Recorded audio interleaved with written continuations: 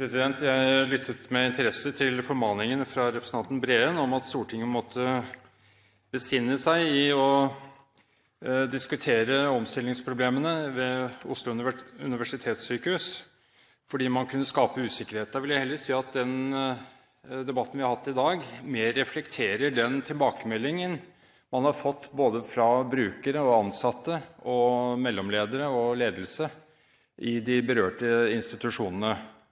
Og da hadde parlamentet ikke gjort arbeidet sitt hvis man ikke også hadde fått en dialog med ansvarlig statsråd om hvordan omstillingen gikk, og det er det vi i all beskjedenhet bruker tiden til her.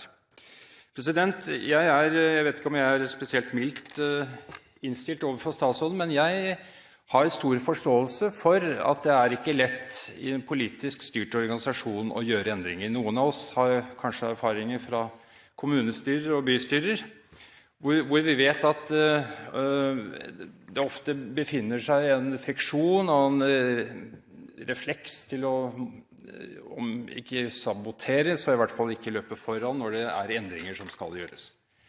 Og det er fordi det ofte kan være lettere å sette seg ned og håpe at dette går over, inntil man forstår at hvis man skal videre, så må man faktisk gjøre omstilling. Så jeg har lyst til, siden det har vært antydet fra noen talere, å si at Høyre er veldig for omstilling.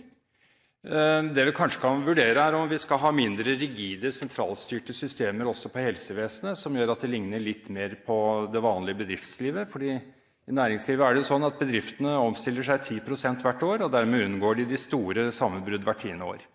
I offentlig sektor er det omvendt. Man har veldig statiske organisasjoner, som så slites ned til noen ser at dette fungerer ikke, og så gjør man store nye grep med betydelige omstillingskostnader. Og det er det som er en del av læringen i dette, at selv når vi erkjenner de politiske problemene med å endre store organisasjoner, så er det en del innsikter som blir tilbake, og man kan spørre om statsråden har tatt for lett på. For det første så er det at når man gjør organisasjonsendringer sammen med bygningsendringer, så bør det faktisk knyttes sammen, for hvis man flytter en gammel organisasjon inn i gammel bygningsmasse, i påvente at man gjør store påbygninger, så er det den gamle organisasjonen som faktisk må omstilles 2 ganger. Det er en innsikt.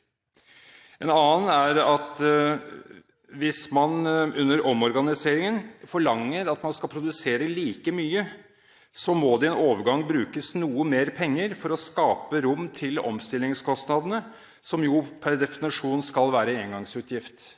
De kan tas ned igjen senere. Og det er jo det vi forlanger av helsevesenet. Vi forlanger jo ikke dårligere eller mindre produksjon mens ombyggingen pågår.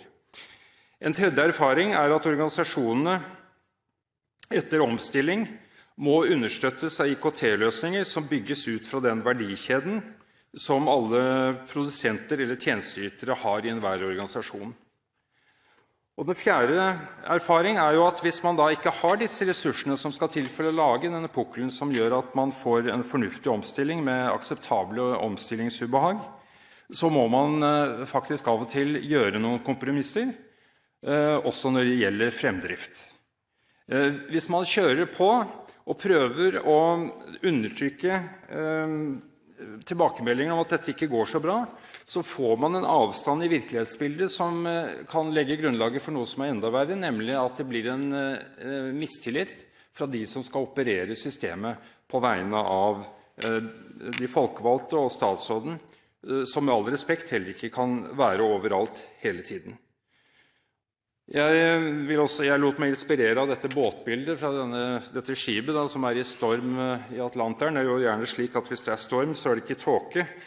Men jeg tror nok representanten Høies bilde var mer betegnende. Man vet ikke helt hvor man skal. Man har ikke noe klart fremtidsbilde som man har klart å formidle til de ansatte om at dette blir bedre.